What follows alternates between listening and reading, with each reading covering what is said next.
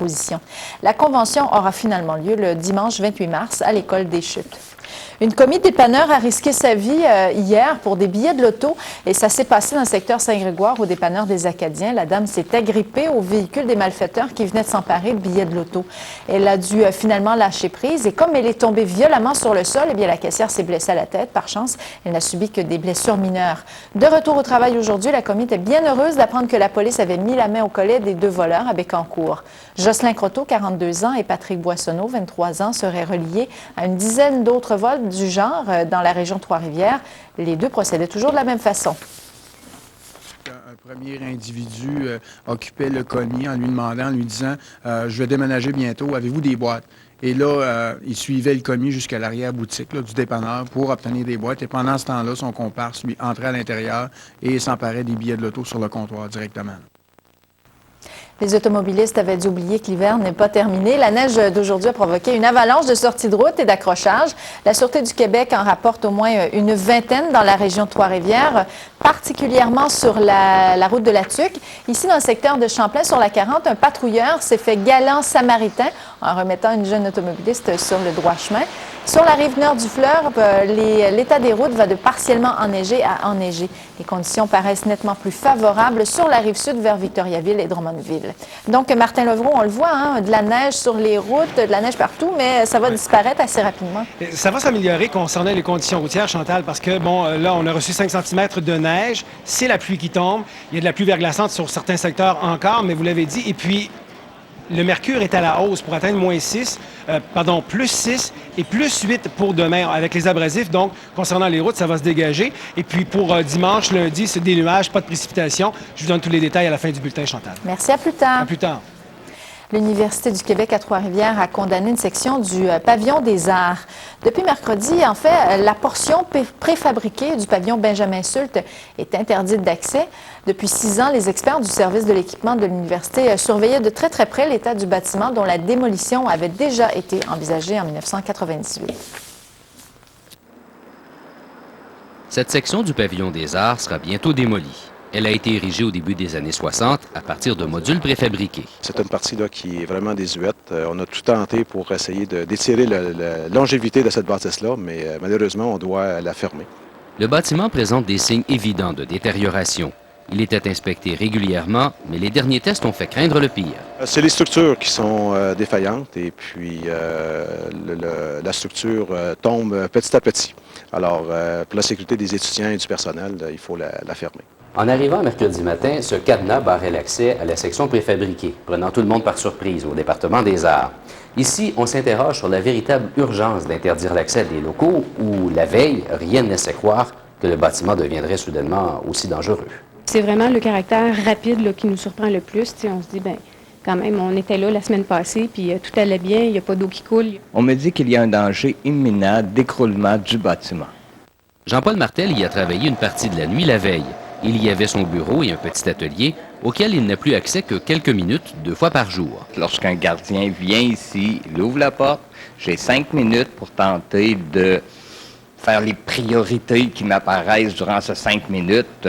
La surprise est générale, surtout que plusieurs rénovations avaient été effectuées à la section fermée. Même cette aile-là a été passablement rénovée là, dans les 2 dernières années. On a rénové une salle pour l'art dramatique, alors rideaux, miroirs et tout ça. On a installé un laboratoire de photographie aussi. Les enseignants sont également inquiets. Les cours reprendront lundi, mais ils ne savent pas encore où se donneront ceux qui, normalement, avaient lieu ici. Ghislain Morissette, TVA, Trois-Rivières.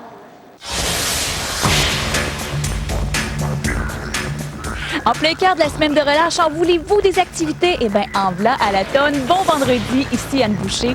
Tout d'abord, un incontournable ce week-end à la bâtisse industrielle de Trois-Rivières. Notre collègue Colette Provencher est la porte-parole officielle du salon Expo Habitat qui déroulera tout le week-end ici même à Trois-Rivières. Alors, avec le printemps qui arrive, pour tous ceux qui, comme moi, voudraient tout changer à la maison, c'est vraiment l'endroit idéal à visiter pour planifier vos vacances cet été. Rendez-vous ce samedi et dimanche au centre d'achat Les Rivières pour le 5e salon de l'hôtellerie hôtellerie et du tourisme organisé par les étudiants du Collège La Flèche. Et ça pose ce dimanche 19h30 au gala dominical du dimanche de Star Academy, toujours animé par Julie Snyder à TVA. Et pour tous ceux qui veulent l'encourager, notre Marc-André Niquette, rendez-vous à la salle communautaire de Pierreville ce dimanche soir. Vous pourrez voir l'émission sur grand écran. Sur ce, bonne fin de semaine de relâche. Bon week-end à tous. Ici Anne Boucher. On se retrouve vendredi prochain. Bye bye! L'académicien en danger se retrouve placardé un peu partout. À Drummondville, son visage orne des véhicules, des affiches, des macarons. Les médias ont suivi aussi la vague. Il y aura plusieurs manifestations pour sauver Marc-André. Pierreville et une bonne partie du centre du Québec vont tenir plusieurs manifestations au cours du week-end. Une chatte qui a 35 ans, pas une ride. On vous présente Toutoune après la pause. Moitié de cette vieille féline blanche. Elle est plutôt maigruchonne. Elle est née à Trois-Rivières en 1968. Sa propriétaire, Suzanne Chartier, avoue que le seul secret, c'est l'amour qu'elle lui donne. Il faut dire qu'on s'apprête à l'enregistrer dans le livre des records Guinness. La chatte de Trois-Rivières, donc, aura bientôt 36 ans, ce que confirme son vétérinaire. Elle a des petits problèmes de santé, dont la perte d'appétit, mais sa propriétaire lui fait manger de la purée. Une entreprise de Trois-Rivières recherche un estimateur ou une estimatrice en construction de bâtiments. Les gens ne sont sûrement pas leurs amis. Ça a été vraiment un refus catégorique. Je suis révolté. Avant de choisir votre passe-temps, regardez JE, ce vendredi 19h. 2004 des concessionnaires Hyundai de la Mauricie. Une fin de semaine nuageuse, tout à fait même à la bâtisse industrielle. Profitez-en. Bonne fin de semaine, Chantal. Merci beaucoup. Au revoir. Au nom de toute l'équipe, passez un bon week-end. On se retrouve donc lundi.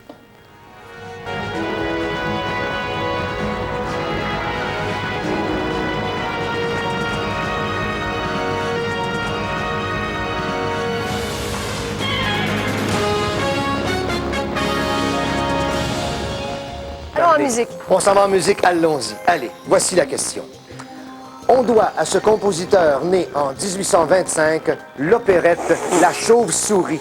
Est-ce que c'est Johannes Brahms, Richard Wagner, Giuseppe Verdi ou Johann Strauss? 10 secondes, allez, opéra, c'est parti.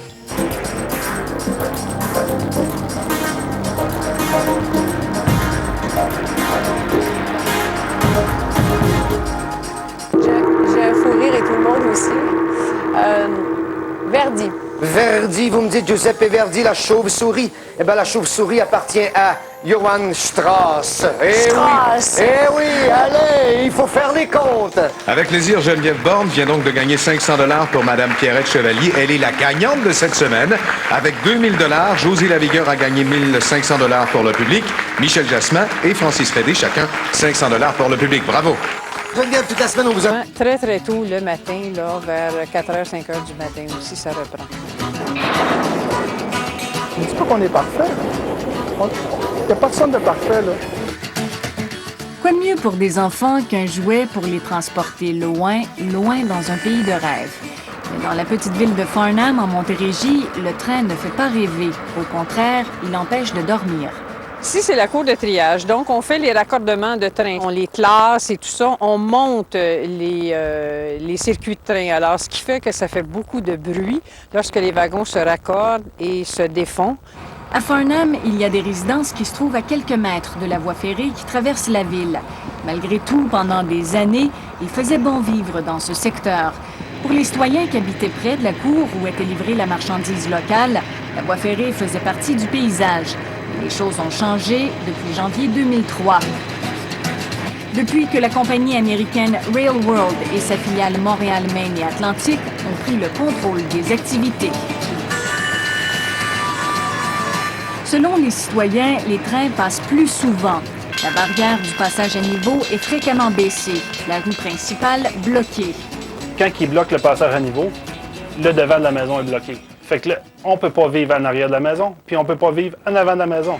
Le monde, il se tame d'attendre au train, puis il recule, puis il part en fou. Ça, c'est régulier. Le monde n'attend pas au train. Parce qu'ils savent que 5, 10, 15, 20 minutes, il n'y a rien à leurs épreuves, eux autres.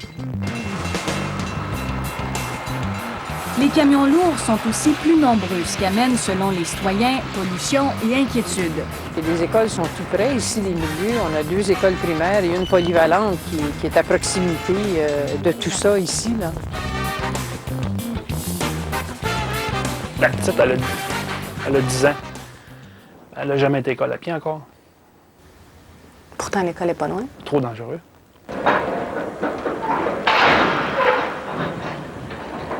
Mais le plus gros problème, c'est le bruit qui fait sursauter la nuit sans crier gare. Les moteurs des locomotives, les grincements de roues, les camions qui reculent, le bruit des wagons qui s'entrechoquent. C'est vous qui avez filmé ça? Oui. À plusieurs reprises, je prends des images parce que le monde ne me croit pas.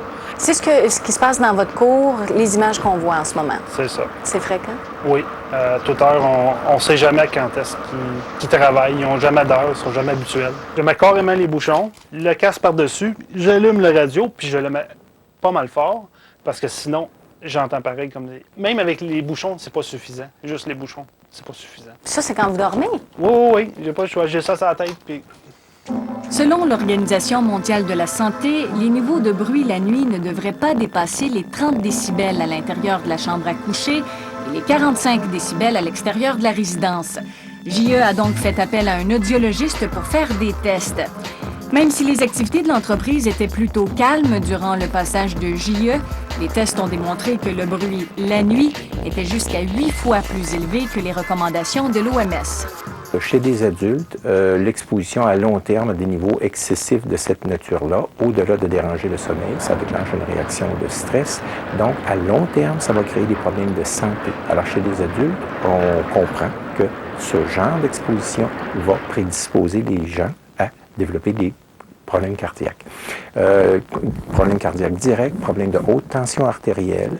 Et dans ce sens-là, c'est comme un effet extrêmement sournois. Pour la nuit, les enfants se réveillent des fois dans la semaine, 2-3 fois par semaine. Des fois, c'est 2 fois dans la nuit. À un moment donné, je n'étais pas couchée encore. J'ai entendu le bang du train. Puis quelques secondes après, j'arrive dans la chambre de mon gars. Il est à terre. Puis là, bon, admettons, ça se passe vers 2h30 la nuit.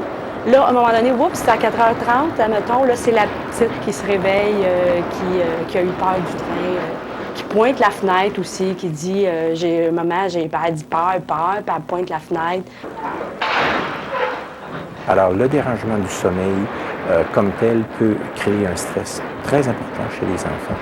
Et on craint à ce moment-là que ça dérange le développement de leur système immunitaire, donc que ça les rende plus vulnérables à contracter des maladies bêtes, usuelles, comme le rhume, la grippe, les otites, que ça les rende plus fragiles. On voit que les enfants élevés dans le bruit sont nettement plus faibles dans lecture-écriture, mathématiques, à des points repères comme la 3e année, la 6e année.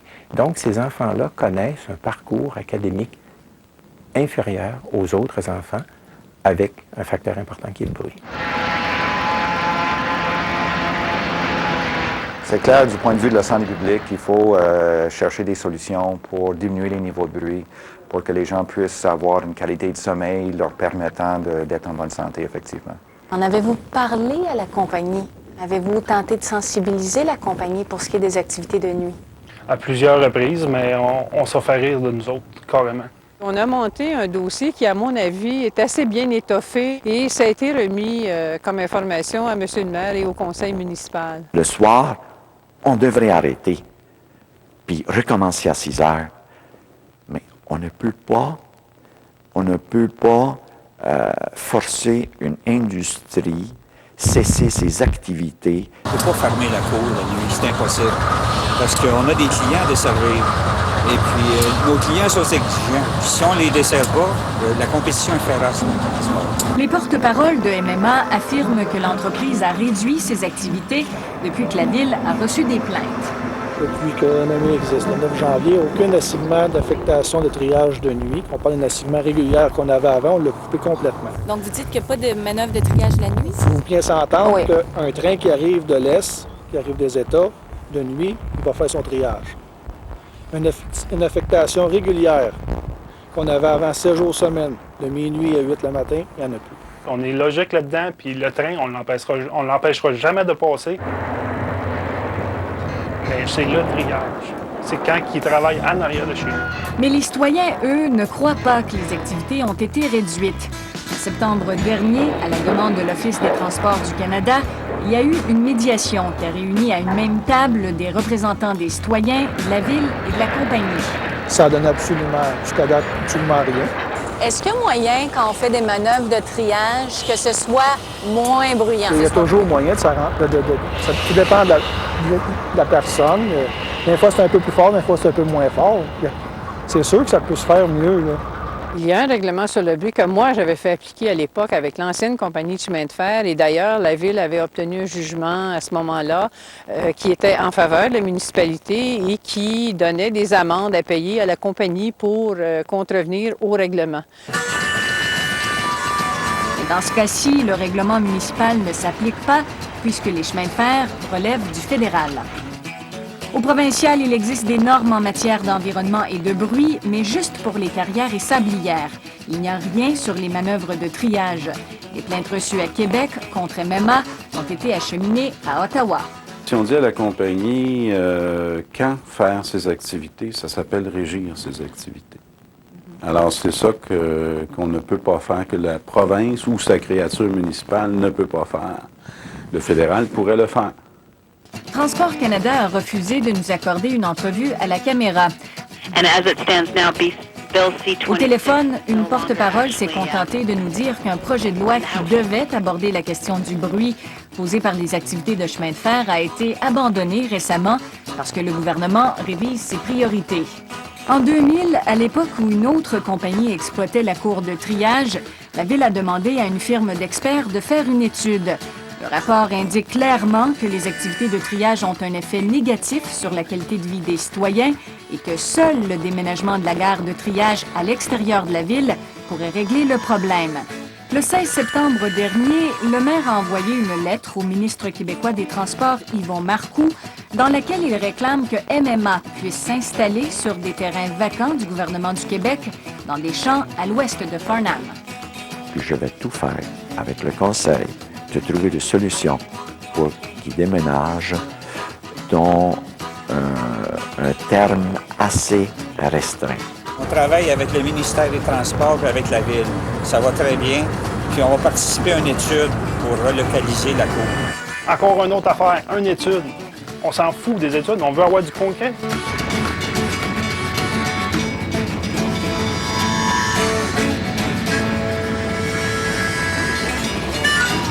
Selon le maire de Farnham, une rencontre serait bientôt prévue entre des représentants de la compagnie, de la Ville et du gouvernement du Québec. De leur côté, l'Union des municipalités du Québec et la Fédération canadienne des municipalités pressent le gouvernement fédéral de modifier la loi sur les transports pour régler le problème. Problème qui n'est pas unique à Farnham.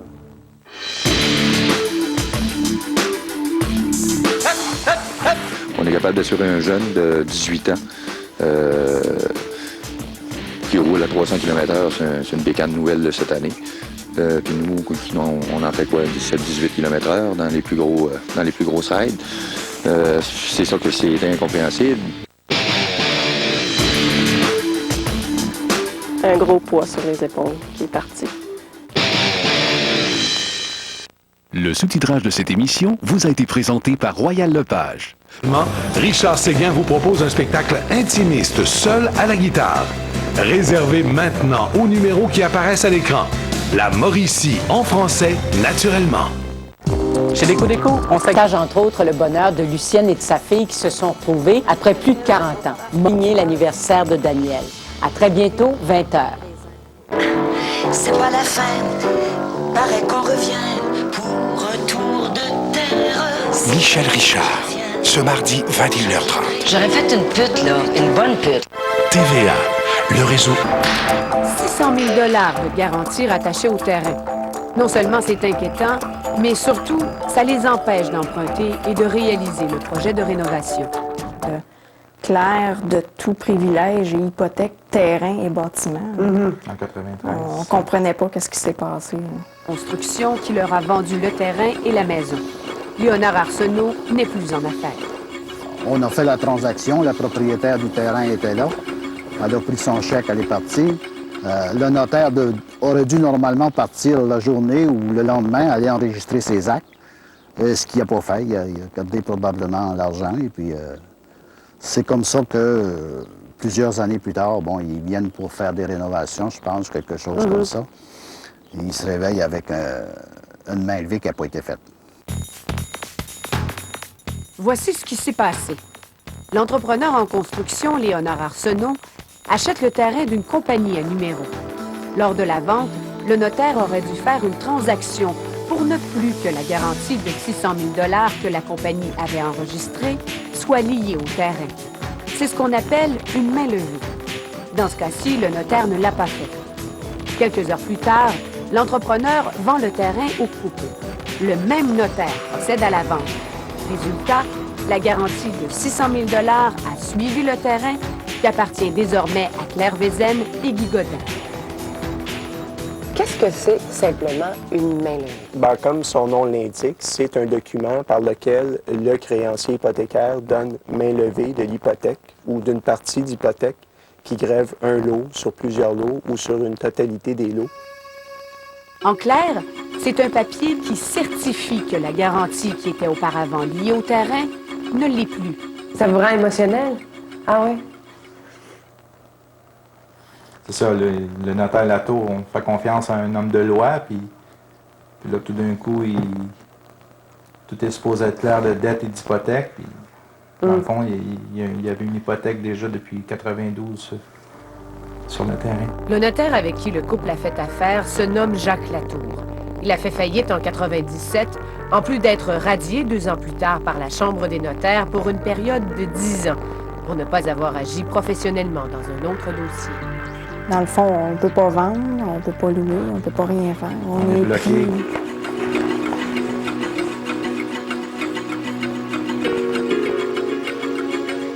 On a finalement retracé le premier propriétaire du terrain qui avait enregistré l'hypothèque légale de 600 000 $.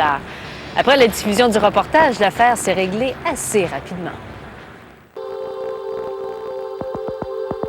On est chez nous maintenant, là, on peut dire entièrement, ça nous appartient. Voici le document qu'on attendait depuis tout près d'1 an là, maintenant. Là. Depuis le passage de JE, les choses ont évolué pour la petite famille. Elle n'aura finalement pas besoin d'aller devant les tribunaux pour rétablir ses droits de propriété. Son avocat a finalement joint l'administrateur de la compagnie qui avait prêté les 600 000 $. Il a accepté de signer une quittance. Ce papier-là nous libère vraiment là, de toute l'hypothèque qu'il y avait, là, 600 000 là, sur le terrain.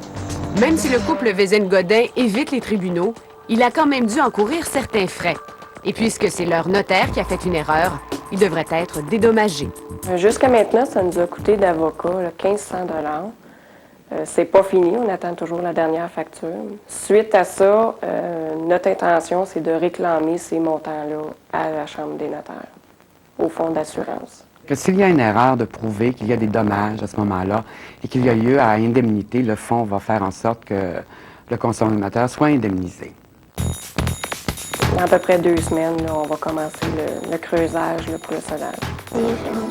La fin de l'été. Je crois que JE a communiqué avec certaines personnes concernées. Là. Donc ça a dû faire bouger les choses un petit peu plus vite. Un grand soulagement. Là. On peut maintenant construire ce qu'on voulait faire, là, notre garage et la pièce au-dessus. C'est une passion, c'est un mode de vie. On met 2 à 3 heures par jour avec nos chiens de traîneau. On les sort la semaine, on en fait en famille avec nos 2 garçons.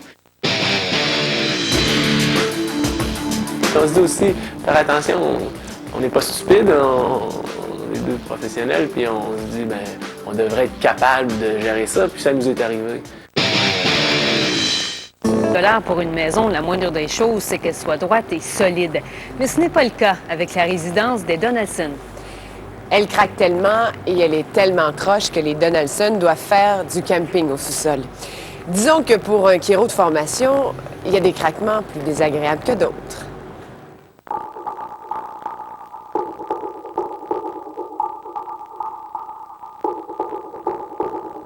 On peut penser que de l'extérieur, cette maison-là est effectivement votre maison de rêve. Oui, par contre, il y a des petits morceaux qui sont peut-être à vous montrer. Des petits morceaux? Des gros problèmes. Des gros, on va les voir. Maison de rêve ou cauchemar? C'est un cauchemar, vraiment. Ça fait 1 an et demi qu'on est avec le problème.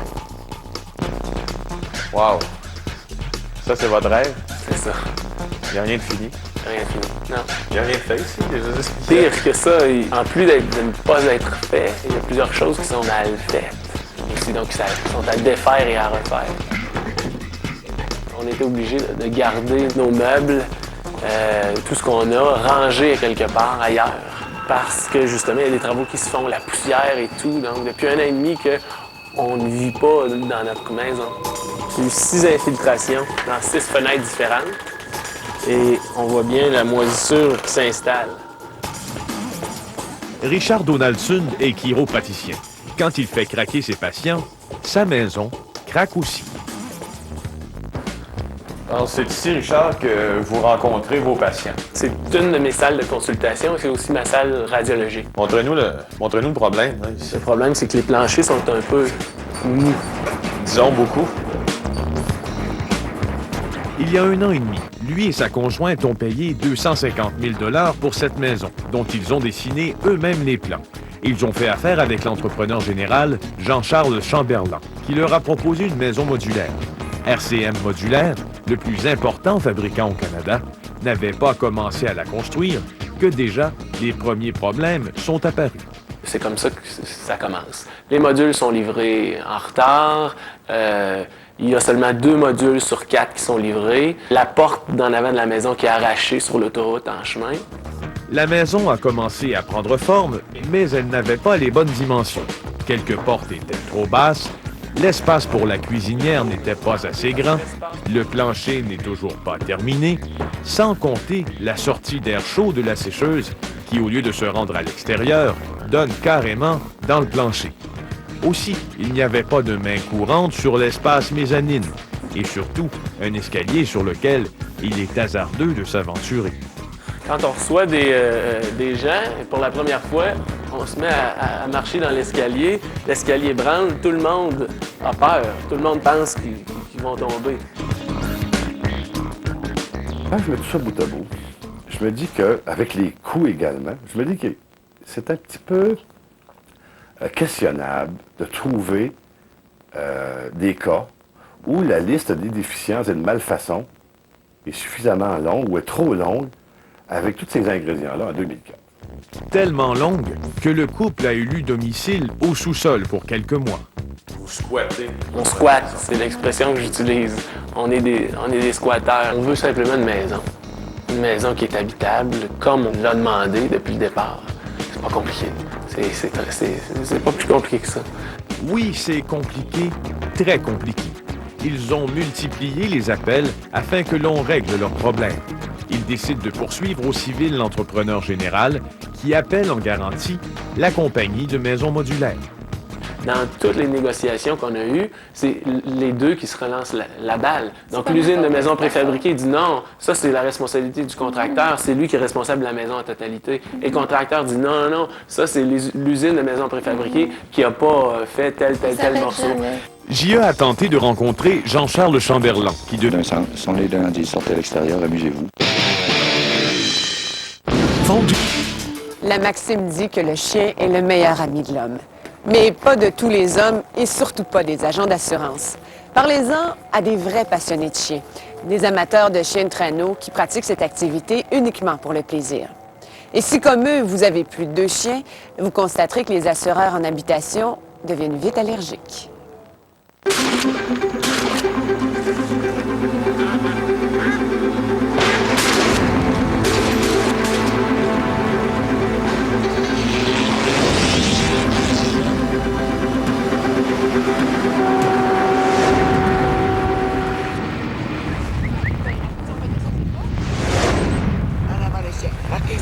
Quatre sports, 4 passions. Une seule d'entre elles pose problème aux assureurs. Laquelle croyez-vous? Marquise. Bienvenue à l'Industrielle Alliance, assurance auto et habitation. Bonjour, madame. J'appelle pour une information. Oui. Moi, je voudrais savoir... En fait, j'ai des chiens de traîneau, moi. Oui. J'ai 4 chiens de traîneau. Je voulais savoir si vous assurez... C'est possible d'avoir une police d'assurance habitation? Malheureusement, non. On n'assure pas ce genre de risque. Bienvenue chez Desjardins Assurance Générale. Malheureusement, je pourrais pas parce qu'on n'assure pas en général plus de 2 chiens. C'est pas vraiment que c'est des chiens de traîneau. Ils ont un regard perçant. Ils sont racés. La ressemblance au loup peut faire peur, pourtant, ce sont des compagnons de route fidèles depuis des siècles. Une tradition au Québec. J'allais à l'école en chien. Et puis, mes parents, il n'y avait pas de chemin de voiture. Ils allaient en ville pour aller faire leurs commissions. Les épiceries, c'est les chiens qui nous ont transportés nombre d'années. OK, on s'en va en traîneau. Mais vous allez ici. Micheline Riopel est mocheur, un terme technique qui signifie qu'elle dirige des chiens de traîneau. Une passion nourrie par un amour tendre envers les animaux. Juste m'embarquer dans l'auto avec moi.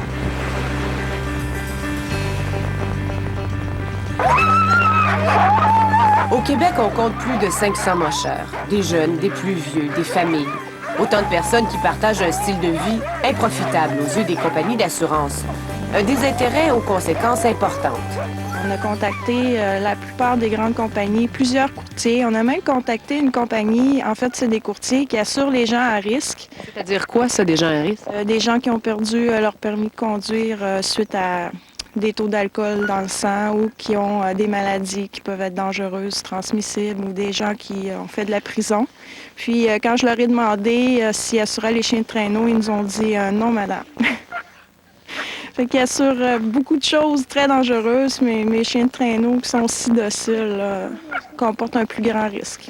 Dans votre club, oui, il y avait 70 membres, 70 mocheurs. Oui. Et cette histoire de problème avec les assurances, vous avez noté des conséquences. Oui, parce que présentement, on a 10 personnes qui ont abandonné cette année, qui ont toutes fait tuer leurs chiens.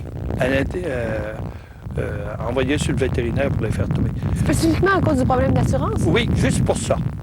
Il y a des personnes là, qui ne seraient même pas capables de venir ici pour nous en parler.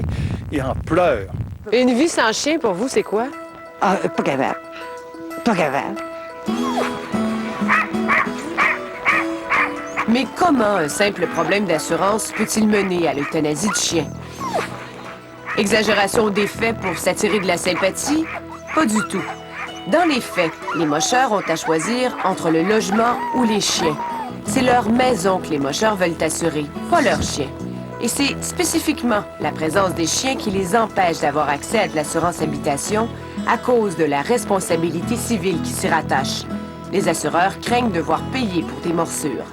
Au moment où j'ai commencé à construire ma maison, on avait l'assurance et tout ça, le prêt était fait, tout ça. Ça faisait une semaine que je suis en train de construire. Lynn arrive, le courtier venait l'appeler. Je suis plus assuré, j'ai des chiens de traîneau. Bon, je me dis pourquoi. Il me dit c'est 3 risques, nanana. Ben, je lui explique. Ça n'a pas de bon sens. J'ai dit ça fait 5 ans que j'ai des chiens. La banque a dû réagir assez rapidement? 2 jours, même pas 2 heures, je pense, après. Ou en tout cas, ça s'est suivi assez rapidement. La banque a appelé, notre hypothèque était gelée, le prêt était gelé. Les compagnies qui vous ont refusé, est-ce qu'au moins elles étaient venues voir vos installations? Non, pas du tout. Ça a été vraiment un refus catégorique. Est-ce qu'il vous est déjà arrivé quelque chose avec vos chiens de traîneau, une mésaventure? Non, absolument pas. Tous les mocheurs ont des enclos, au moins de 6 à 7 pieds en broche. Un accès barré. Pour les besoins de notre enquête, nous nous sommes prétendus propriétaires de 4 chiens de traîneau à la recherche d'une assurance habitation. Résultat, les amateurs de chiens sont laissés en plan. C'est le moins que l'on puisse dire.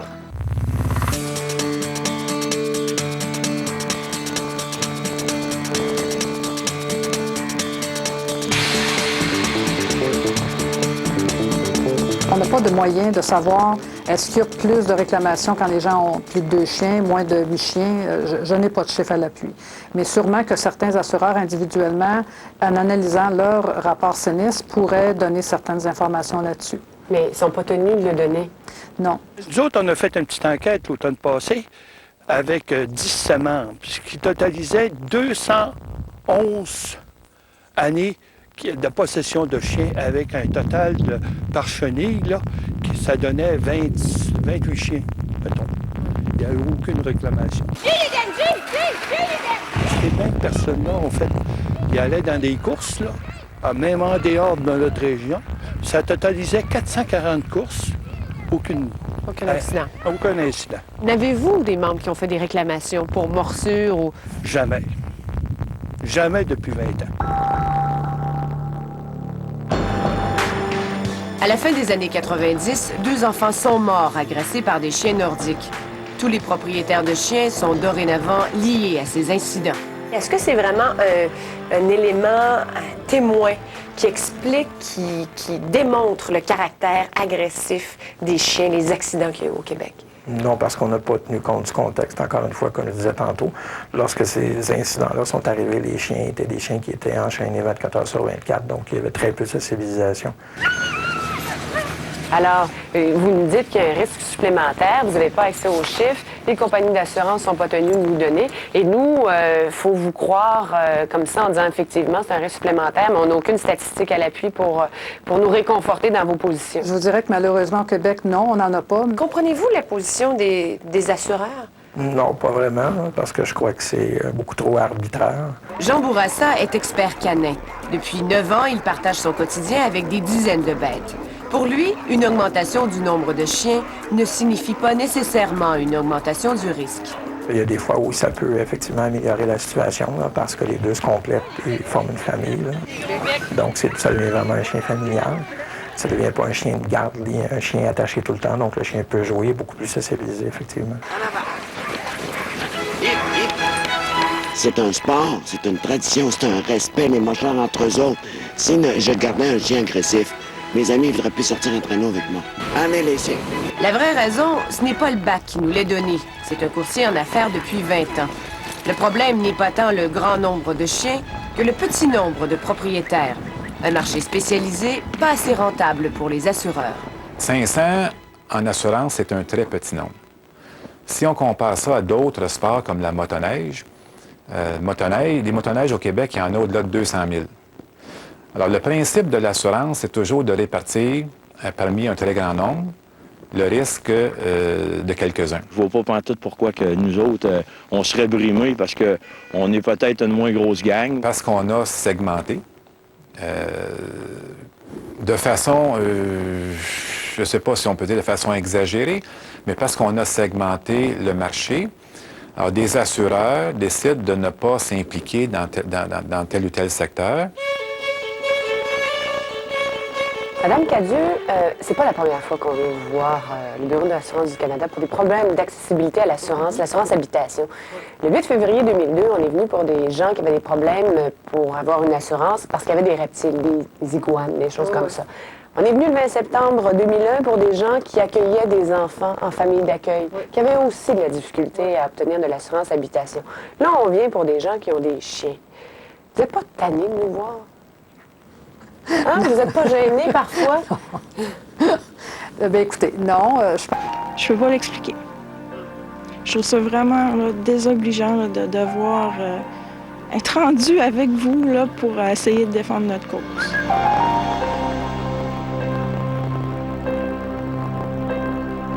Mais les primes sont salées, jusqu'à 2000 $ par année.